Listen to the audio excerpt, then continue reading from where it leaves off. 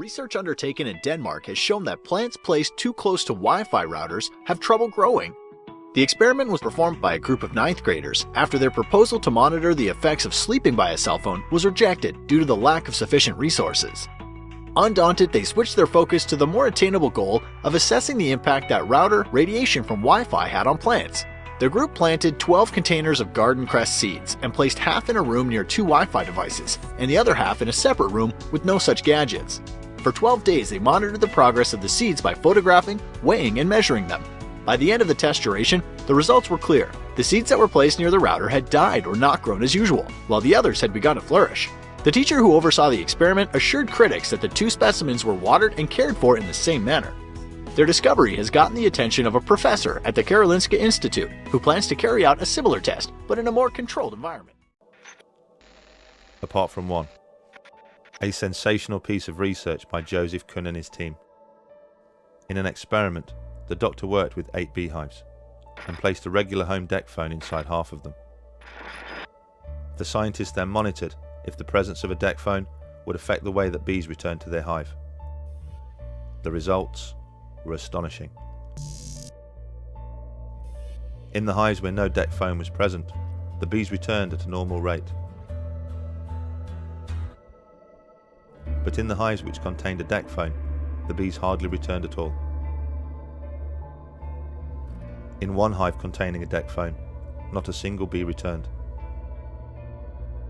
To fully understand the relevance of Dr. Kuhn's experiment, we must first understand how a deck phone works.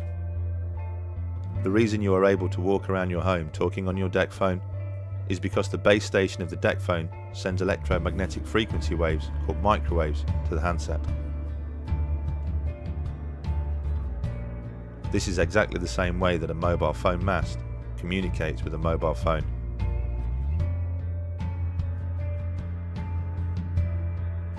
A deck phone is basically a miniature version of a mobile phone mast.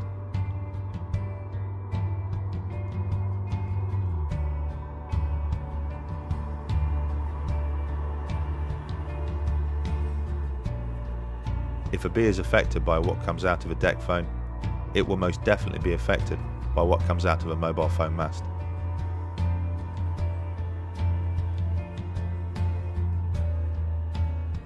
And with 4 billion mobile phone users around the world, all of a sudden, there are an awful lot of mobile phone masts.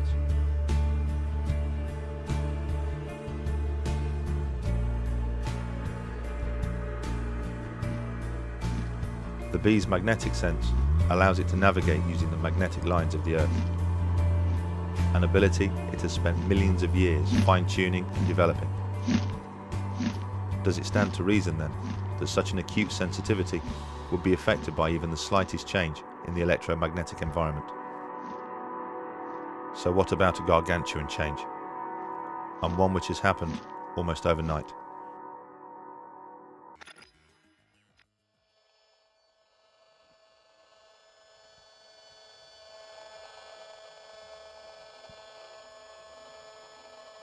So it's pretty ugly, isn't it? yeah, and it's constant as well. One thing you'll notice is it doesn't stop. It's 24/7. This is what's coming out of the mast. If you can see the mast, you're being exposed to it. Right. Frankly, even if you can't, you're being exposed to it if you're this distance away, because it'll pass through, concrete walls and things. It'll dampen it a bit, but not very much. If you're within 200-300 metres of the mast up there, this is what you're going to be exposed to 24/7. When you can hear it, it changes everything. It does. Imagine if you could see it.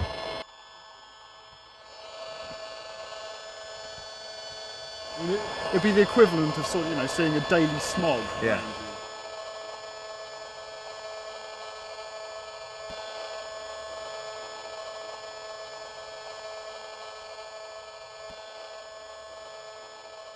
With a constant smog of man-made frequencies surrounding our daily lives, and no testing as to its safety, is there any wonder people's bodies have started to react? With so many phones and masts, and a mobile phone industry worth trillions, you would hope that by now a strict governing body would have been installed, an iron-fisted regulator who ensures the telecoms industry errs on the side of caution, someone to set strict levels which protect the public, someone to ensure that what we're being exposed to is absolutely safe. Unfortunately, we don't have any of that. What we do have is ICNIRP. Well, ICNIRP was set up in Europe about 20 odd years ago to look into non-ionising radiation. It stands for the International Committee of Non-Ionising Radiation Protection, and their job is to look at all the literature that comes out and basically summarise it, say this is what the science definitely says. You can't get elected to it, you get invited to join it Right. if you're one of the preferred people. Right, got So it's always erred on the side of industry because that's really where its roots are. So what we've got is we've got a guidance standard which they've set, which has been adopted by most of the countries in Europe, and it's been something that the European Commission themselves recommend, including their expert body CENIR. But those guidelines are based on evidence that we know has a cause and effect for radio frequency radiation. So the only setting that exists at the moment for energy that's around the same frequency of mobile phone masts, mobile phones, DECT cordless phones, wireless communication devices that we're used to on a daily basis, is the one that we know works for microwave ovens, i.e. if you generate enough energy and localise it in a small enough area, you heat things. You heat tissue, you heat anything that has some level of water in it. None of the current rules are anything to do with chronic health effects or cancer. None of them, not one of them. They're all set for heating effects and acute effects like prickling of the skin or your eyebrows going up or something like that, you know. None of them are for long-term health effects. So saying that it's below 40, that it means meaningless. nothing. It's meaningless. It's meaningless. It is not intended to protect from long-term health effects. ICNIRP is just irrelevant. It's irrelevant. Well, for example, if you want to make sure that nobody exceeds the speed limit past a school, set the speed limit at 1,000 miles an hour. Then everyone will obey the speed limit. No one will exceed it. You know, everyone can go sailing past this school at 999 miles an hour and the limit will be complied with. The advisory body effectively are not set up to look at the evidence with regards to safeguarding the general public. So essentially there to establish what's 100% fact, and anything that's not 100% fact is not their concern. That's right. They'll talk about it, they'll summarise what there is, what there isn't, and what's left to find out, and then that's it. They'll leave it there. No recommendations, nothing, because they just don't see it as their job.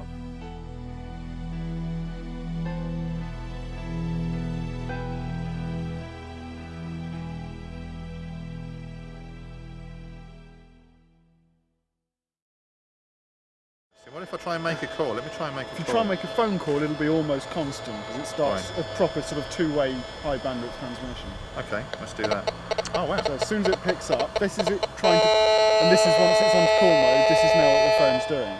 And that's waves going from my phone to the base station and then being transmitted from there. And that's it's picked up.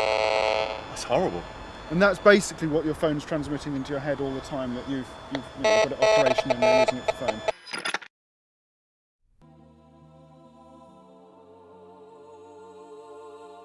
We are a brilliant, yet complex organism. The way that our body functions isn't by chance, nor is it something which has happened overnight.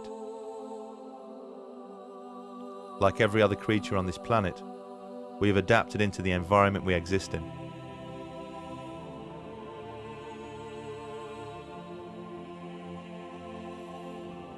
An environment which, since the beginning of time, has had a delicate balance of fields and resonances. These phenomena don't just surround us, they make us what we are. The cells of our body communicate with each other using light frequencies. Our DNA uses electromagnetic frequencies to reproduce itself. At the core of everything are protons and electrons, positive and negative, making all life magnetic. We are, as all life is, equipped with cryptochrome cells, which allows us to sense those fields in ways we barely understand. We are beings of frequency, electricity, light, and magnetism. and to become this way has taken millions of years, a process which started with the very first cell. Although we have embraced the wireless technology and accepted it into our everyday lives, at a cellular level, our bodies haven't. The frequencies that now surround us are as alien to ourselves as they would be to our eyes, if only we could see them.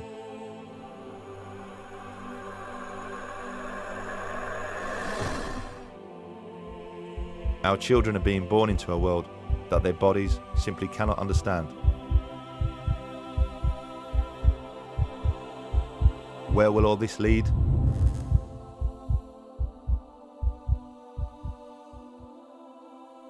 As this film is being made, 4G technology is being rolled out around the world. To accommodate this, the ceiling levels are being increased. Wi-Fi is in almost every single home, school and business, surrounding us constantly. DECT phone technology is the norm in almost every single household. At a time when the industries responsible should be displaying caution, they are displaying a reckless disregard for our long-term health. Money talks. And they are about as likely to develop a conscience as the tobacco industries did. If there's going to be a change, it's not going to come from them. It's going to have to come from us. We just need to open our eyes and see the problem.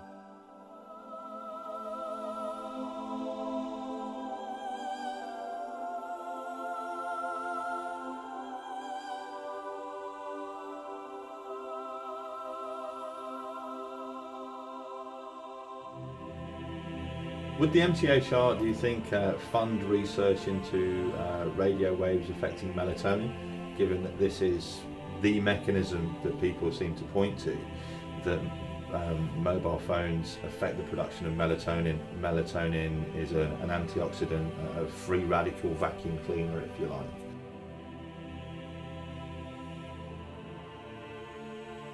When we issue a call for research proposals, as we're doing at the moment, while we highlight areas that are of particular interest, we invite applications, proposals across the spectrum.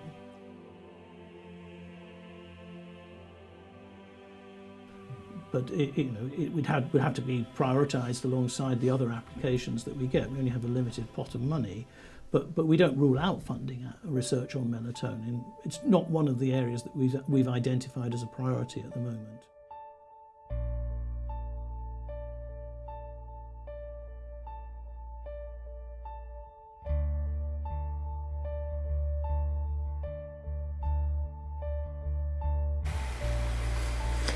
Hello friends, Neil here, EMF Safety Zone.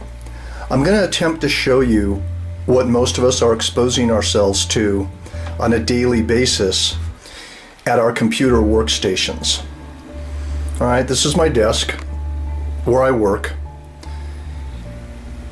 and I purposely turned my modem here, my AT&T UVerse modem, with the wireless function on.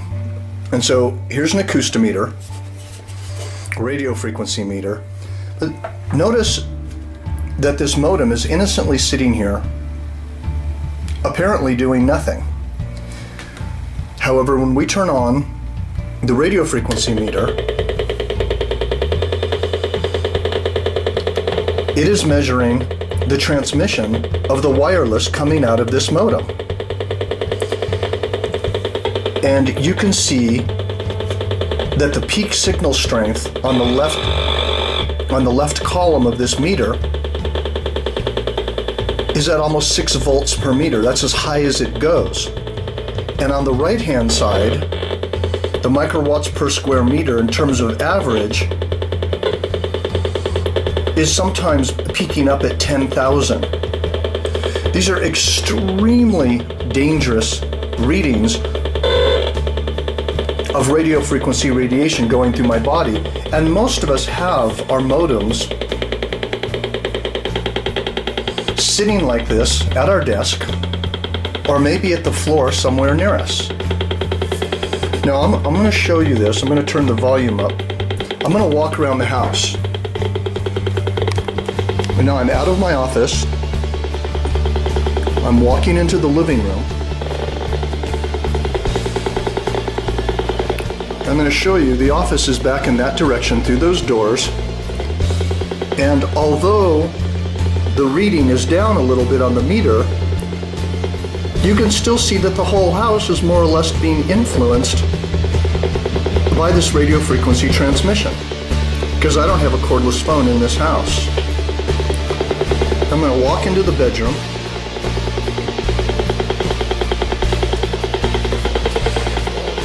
All right, this is where I sleep. And look at the meter. If I leave that wireless on all night, the meter is still registering roughly 0.30 volts per meter and about 1 to 5 microwatts per square meter. These are not high readings, but it's still going to disturb melatonin levels. It's still going to disturb my sleep. And you can hear, let me turn the volume up. You can hear the dit, which is the frequency transmission from the wireless modem. And as we head back into the office here, you can see the readings picking up immediately.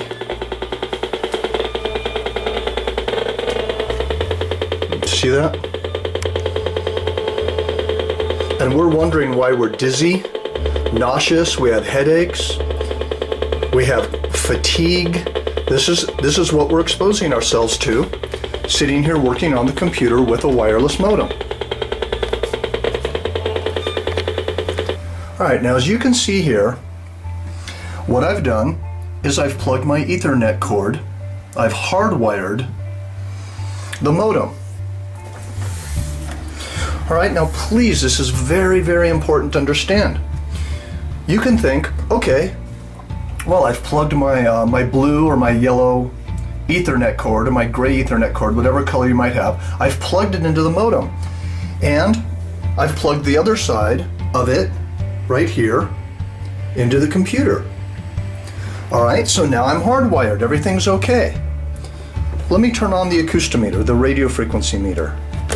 I'm trying to do this left-handed, and I'm not left-handed. Well, look at this. What's that all about? The readings are still coming off the modem. Let me show you something very important here. This is the AT&T website where I need to go to actually disable the modem. So I go up here, I turn it off, I save it, and now look what happens to the acoustometer. It's still on, have the volume all the way up, and there's no reading. See, now the wireless modem is disabled. Now I'm being free of being exposed to dangerous radio frequency radiation. And this is very important to understand. If I want the wireless function on the modem, I just go back here and I enable the wireless operation and I save it, and the wireless will go back on. So please don't think that with your modem, just because you have an Ethernet cord plugged into it, that the wireless function is disabled. It's very important to disable the wireless function through the software, or you need to call your internet service provider and ask them how to do it. However, once again, as you can see, there's no reading on the acoustometer from the modem. Let me see if I can do this left-handed. So I'm going to go back here. I'm going to enable the wireless. I'm going to save it. And look at that.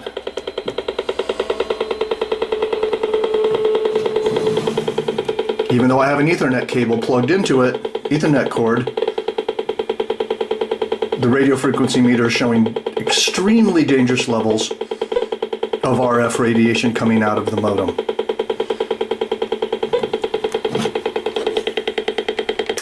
So to make a long story short, plug your wireless modem into an Ethernet cord, plug the Ethernet cord into your computer, and make sure that you call your internet service provider, or maybe you know how to do it, and disable the wireless function on the modem. This will really help your health in a large way. It'll help your sleep. I can't emphasize this enough. All right, thank you.